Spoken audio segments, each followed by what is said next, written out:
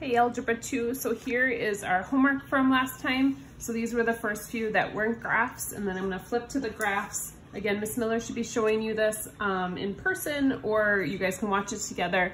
And then I'll flip to the graphs here. Again, pause if you need to if I go too fast. And then our graph should look like this. So this one crosses at 11. Sorry, I probably ran off your graph. This one crosses at -7, just flat. This one crosses at 15, a very steep graph, 4, and then -9. So like if you're trying to see that piece of it. So again, just look and pause if you need to. And let me know if you have questions, or Miss Miller if you have questions. So I'm gonna pull out our notes from last time. So if you guys recall, we started these notes last time. So if you printed this packet, or you guys got this packet from me, we should be going halfway through it. So we're on page 3.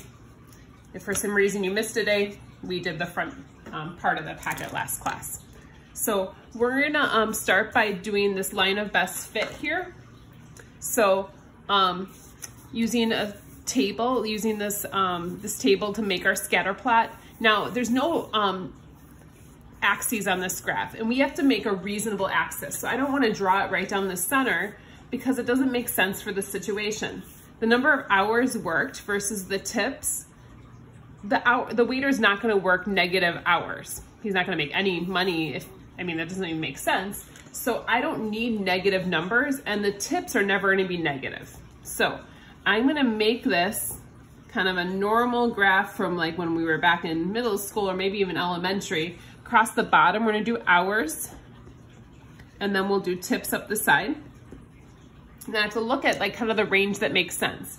They went from like 2 to 9. So I'm going to start at 0 because 0 and 2 aren't that far apart. I need to get all the way up to 9, but I might do some skipping just because it might be able to fill my graph a little more nicely. Now that I do that, I don't think it does. So this would be 1, 2, 3, 4, 5, 6, 7. That's not far enough. So I'm going to go 2, 4, 6, 8, 10.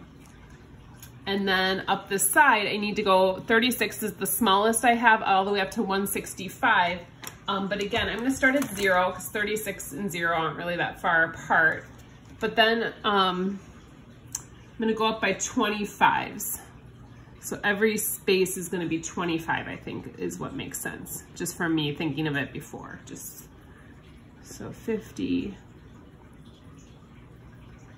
So picking a good scale is super important in terms of getting a good like use of your graph. If I only, if I went up by like 50s or something, I would be way down here and my graph would only use a little bit of the graph. It kind of spreads it out a little more nicely. So we need to make a line of best fit for this. I have to plot this data. So in between 25 and 50, so we're going to be at 36. So probably a little higher than that. So 3 is in between 3 and 4, 62.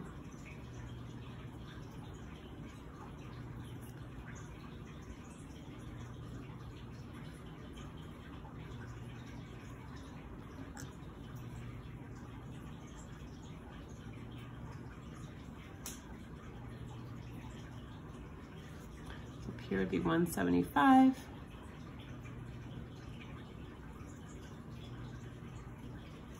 So if you look, it's a pretty straightforward graph there. I guess I don't have a ruler handy, so it's gonna have to deal with my bad line. So I'm gonna try to draw a line as best I can through this data. And I'm gonna pick a couple points that are close to the line, but maybe also nice points for me. Like if I look, this 4 and 75, even though that's not on my table, looks like a really nice point. It just happens to be one that I noticed right away. And then maybe going back down, well, I don't really like that one because it's like a half point. How about also 8 and 150? Those look like pretty good points in terms of using the line, but also good data points. So we need to find the slope. So I'm subtracting the y's. So this will be end up being 75 over 4. And that's gonna be a decimal, which is okay. So my slope is 18.75 in this case. Now, another year I had done this, I got a slope of 25. Understand that on a question like this on a test, I would expect there to be a range of values that makes sense. So this is okay. So this is our slope. Then I'm gonna pick one of these two to use as my other data point, and I'm gonna do that over here, just I'm kind of running low on space already. So 75 equals the slope times the x plus b.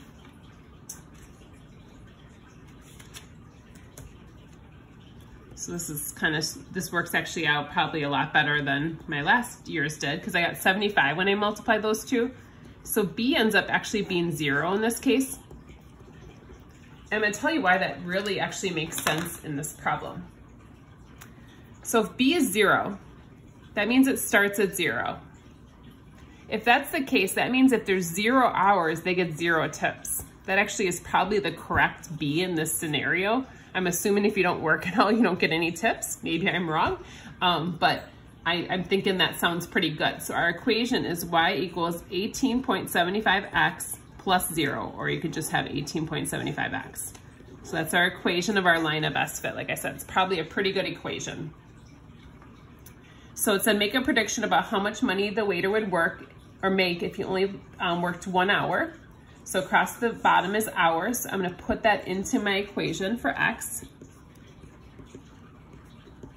So obviously it's 18.75. So it looks like he makes basically $18.75 per hour. And then how much would he need to work to make $200? So we wanna put that in for the y this time, because that's the tips. So we're gonna do 200 equals 18.75x. So I have to solve that.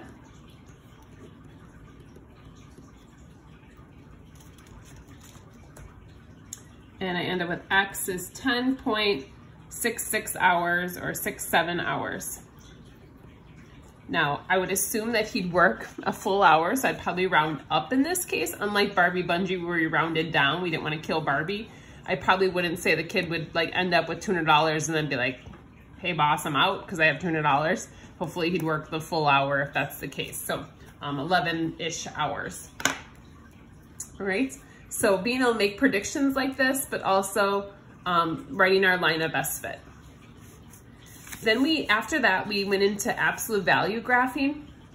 And this was the kind that once I think we got the hang of it or kind of saw the pattern, it really was pretty slick and like makes a lot, I mean, it's not a very complicated idea if you understand graphing in general.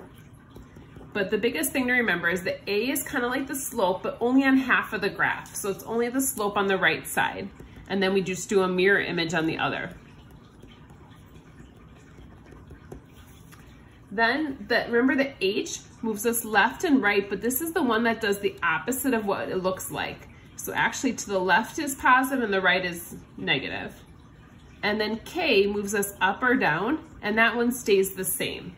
So whatever's inside the absolute value, we kind of do the opposite of that. So in this case, my 3, it looks like a negative. That means I'm going to do the opposite. I'm going to move right 3 and then up 2. So I'm going to go over 1, 2, 3, up 2, make a dot. Now my A in this case is just 1. There's nothing in front of it, so A is 1.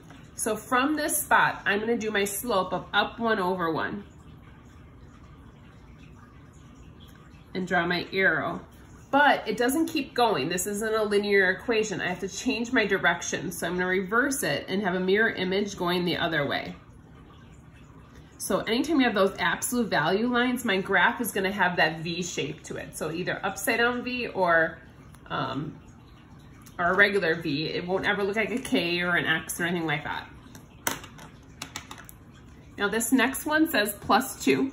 Again, that's my H, so it's going to be opposite, so left 2.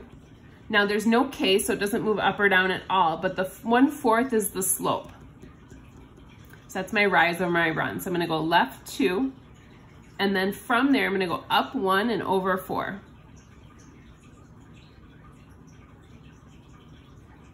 So like a really flat, wide graph here. But then I have a mirror image on the other side.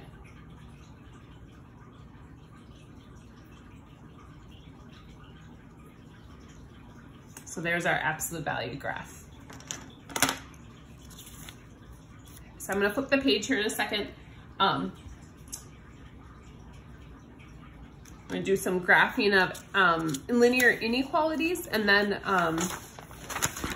assign the homework. So pretty fast notes day, and hopefully the homework goes well for you guys.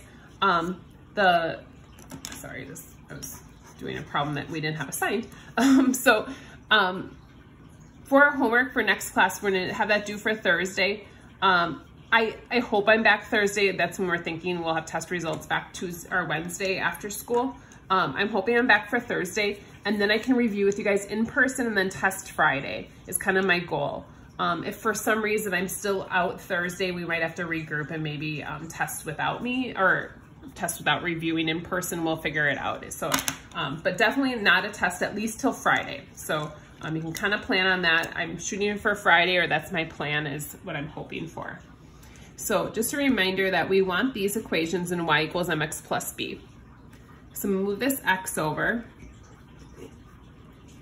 So 2y is greater than x plus 6. And divide by 2. Divide everything by 2. No flipping of inequalities there. So here's my equation. So I have to begin at 3.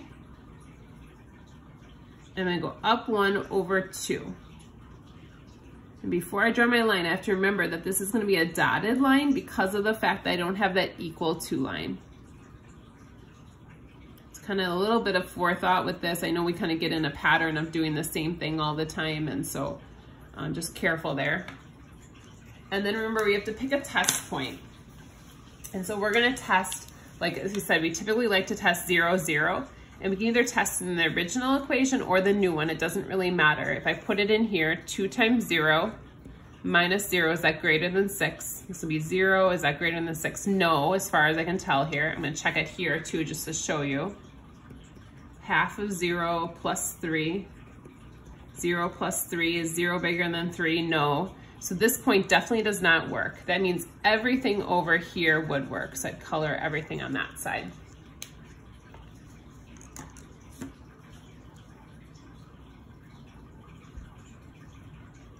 And then finally, don't forget the vertical versus horizontal lines. When I just have an x value, this is my x-axis. I'm going to go to -7 on the x-axis.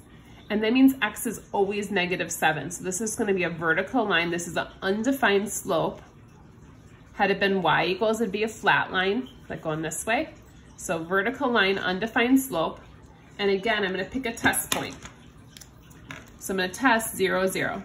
Is 0 less than or equal to -7? It's not. So this doesn't work again. I feel like every time we test 0, 0, it never works. So we color over on that side. So your homework is listed here for you guys. I think you should still have enough graphs from the last time.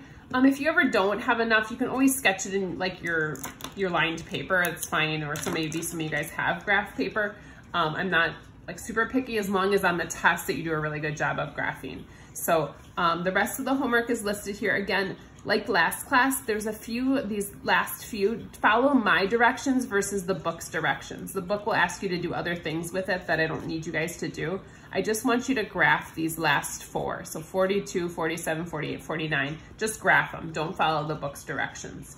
All right, send me a message if you guys have any questions. Like I said, I hope I'm back with you guys on Thursday. We'll figure it out if I'm not, but yeah, let me know if you need anything from me, and hope you guys are well. Take care.